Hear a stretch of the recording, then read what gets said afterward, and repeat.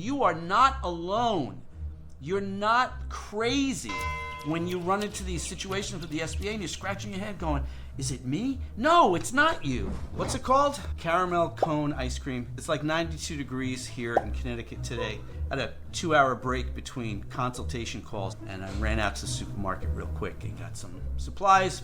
And while I was there, I got some ice cream for my girl, Linda Ray, because these are the little things I do because she's the best thing that ever happened to me. You know what else is the best thing that ever happened to me? Folks like you, small business owners with the COVID EIDL, the Economic Injury Disaster Loan. I wanted to just jump in this video real quick to give you some feedback on 3 consultation calls I've done so far today. I have 3 more appointments after I record this video. It's just terrible what you folks are going through. I mean, it is bad enough to face the normal challenges of a small business, competition, you know, your marketing's not effective, tech platforms eating into your profits with the outrageous fees they charge, the swiping things that charge outrageous transaction fees, the whole argument about gratuities and tips and people in the employment realm and how hard they want to work and on and on and on. And then you add this kind of crazy economic situation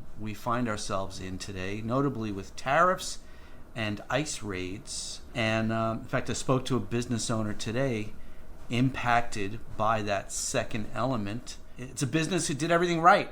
They used a federal registry to check, to verify, and they hired people.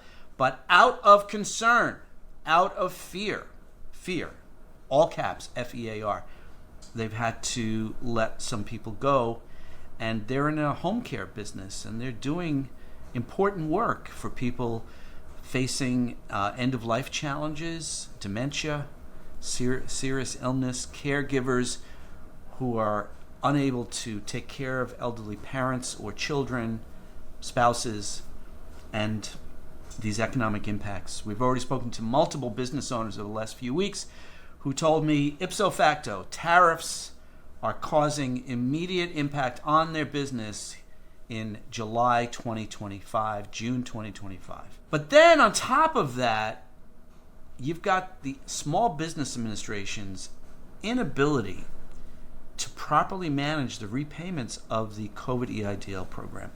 2 of the phone calls I did today, and the Natural Disaster Loan Program, because I did 3 calls today so far. The first call is a business where they're in the HVAC business, and apparently their loan has been sent to collections at U.S. Treasury, but they never got a letter. And I asked them, did you move your address and notify the SBA? He said, we haven't moved, Trevor. We're at the same address we were at on the day we applied for the loan, the first round during the pandemic. Hasn't moved because he runs the business out of his house.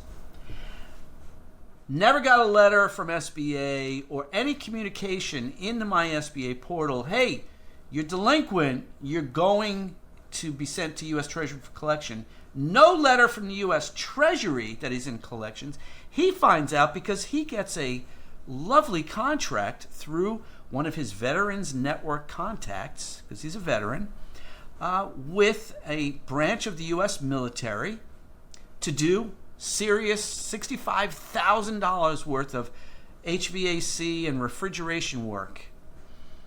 And because of the payment system, he gets a notification that his payments are being withheld by the United States Treasury because he's in default under his COVID EIDL. He knew nothing about it.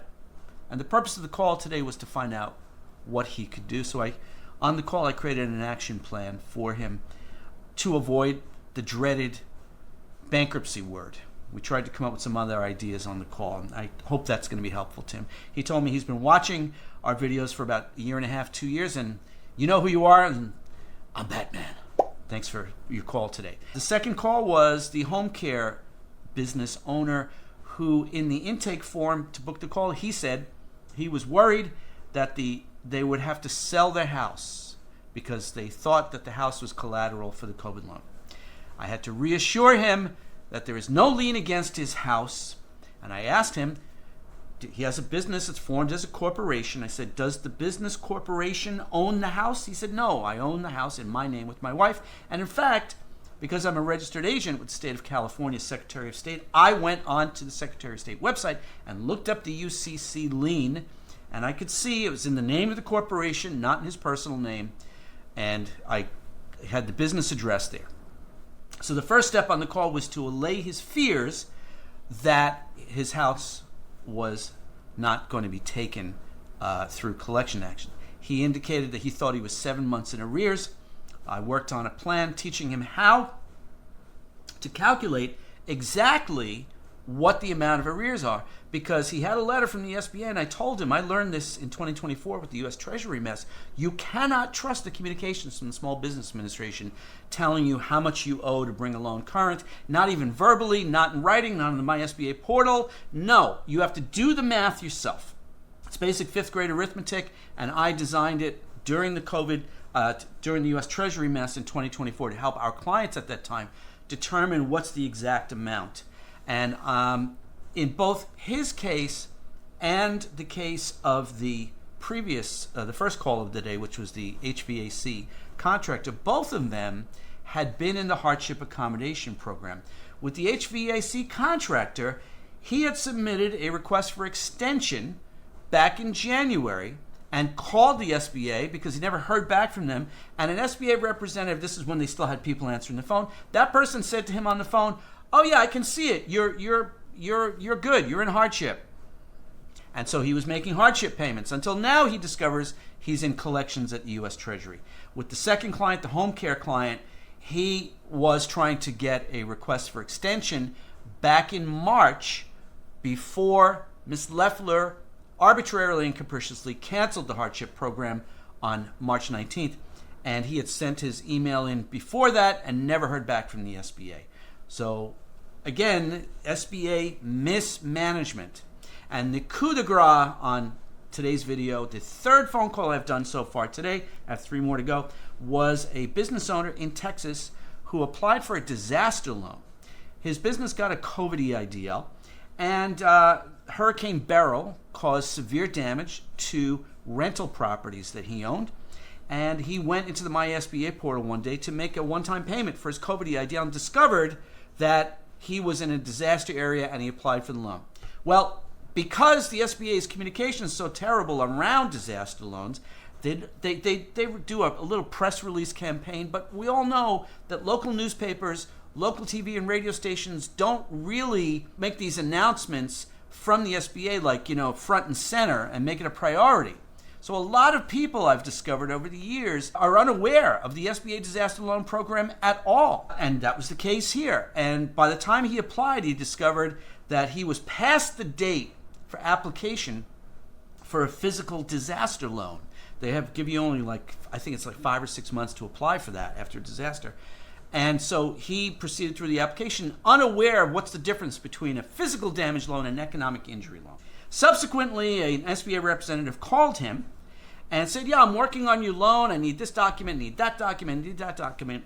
And 6 months into the process, he gets a letter from the SBA declining his request for economic injury loan because he didn't lose any rental revenue, because he used cash reserves for the business, which were supposed to be used for maintaining the rental properties. Stove breaks, refrigerator breaks, garage door doesn't work, etc. He used that money to affect the repairs on the rental properties, the damage caused by the natural disaster. And now SBA is saying that doesn't count as an economic injury because you didn't lose any rental income. Why is it the SBA thinks they can tell a small business owner what the definition of economic injury is? This is the kind of stuff I'm seeing anecdotally in our little world here in Connecticut. By the way, the fellow who owns the home care, he told us, he complimented our house that it's very, very beautiful and very organized. And thank you for that compliment. Again, Linda Ray and I truly appreciate both those compliments we got this morning. The HVAC business owner told us that it is clear we're very passionate about what we do and that we give back a lot to the small business community. And it's nice to receive that kind of recognition. If you want to book a call, link is in the description.